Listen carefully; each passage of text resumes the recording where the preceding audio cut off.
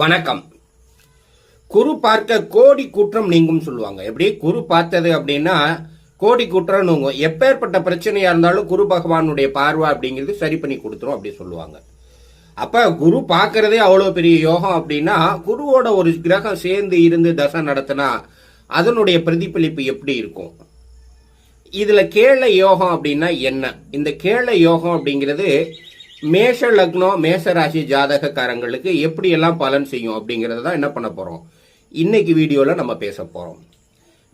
முதல்ல கேள யோகம் அப்படின்னா என்ன சொல்றாங்க அப்படின்னா, ஒரு ஜாதக வரைபடத்துல ஒரு ராசிக்குள்ளேயே கேதுவும் குருவும் இருந்ததுன்னா அதுக்கு ஜோதிடத்துல என்ன பேரு அப்படின்னா கேள யோகம் அப்படின்னு பேரு. கேள யோகம் அப்படின்னு சொன்னோம்னா நாம நிறைய காசு பணம் சம்பாதிப்போம், நிறைய செட்டில் ஆகும் அப்படிங்கிற யோசனை இருந்ததுன்னா அது தவறு. முதல்ல இந்த ரெண்டு கிரகத்தை பத்தியும் தனித்தனியா சில விஷயங்கள் இருக்கு, அதை தெரிஞ்சுக்கணும். முதல்ல குருவை பத்தி விஷயங்கள் சொல்லணும்னா குரு கத்து கொடுக்கிறவர், அதாவது போதிக்கக்கூடியவர், சொல்லி கொடுக்கிறவர், பேராசிரியர், ஆசிரியர், மத குருமார் இப்படி எல்லாம் எடுத்துக்கோங்க. கேது அப்படின்னு கேட்டீங்கன்னா ஆன்மீகத்துக்கு மட்டுமே சிறப்பான கிரகம், தனிமை விரும்பி ஏகாந்த சிந்தனையை குறிக்கக்கூடியது, ஒரு செயலின் உச்சத்தை குறிக்கக்கூடியது. இவங்க ரெண்டு பேரும் சேர்ந்து நிக்கிறது கேள யோகம். இது மேஷ லக்ன ஜாதகத்துக்கு இல்ல மேஷ ராசியில இருந்தா எப்படி இருக்கும் அப்படிங்கிறது மேஷ ராசி ஜாதகர்களுக்கு எப்படி இருந்தா பலன் தரும். பொதுவா எந்த யோகமா இருந்தாலுமே கோணங்கள் அப்படின்னு சொல்லப்படக்கூடிய 1, 5, 9 இருந்தாதான் வேலை செய்யும். அது ஒரு முதல் விதி.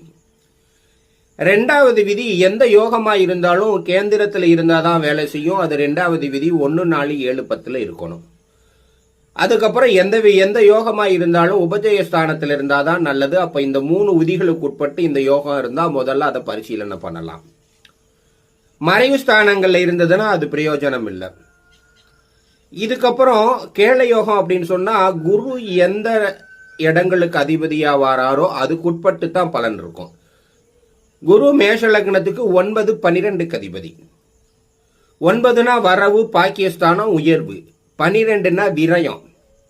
அப்ப குரு தசையினுடைய ஒரு பகுதி நல்லா இருந்தது, உயர்வா இருந்தது, வளர்ச்சியா இருந்ததுன்னா இன்னொரு பகுதி செலவுகளோட இருக்கும். அப்ப கேது தசையும் பாத்தீங்க அப்படின்னா அதே மாதிரிதான், ஒரு பக்கம் வரவை கொடுக்கும், ஒரு பக்கம் வளர்ச்சியை கொடுத்ததுன்னா இன்னொரு பக்கம் செலவுகளை கொடுக்கும் அப்படிங்கிறத எடுத்துக்கலாம். இதுல முக்கியமா கேது தசை வந்தது அப்படின்னா அது குரு கூட சேர்ந்த கேதுங்கிறதுனால நிறைய ஆன்மீக பணிகளுக்குள்ள அழைச்சிட்டு போகும். அது குடும்ப வாழ்க்கையிலிருந்து கொஞ்சம் விலகி இருக்கும் அப்படிங்கிறத எடுத்துக்கலாம். அப்ப கேள யோகம் அப்படிங்கிறது மேஷ லக்னம் மேஷராசி ஜாதகத்துல சில நன்மைகளை செஞ்சாலும் மன அழுத்தத்தையும் கொடுக்கும் அப்படின்னு எடுத்துக்கலாம். நன்றி, வணக்கம்.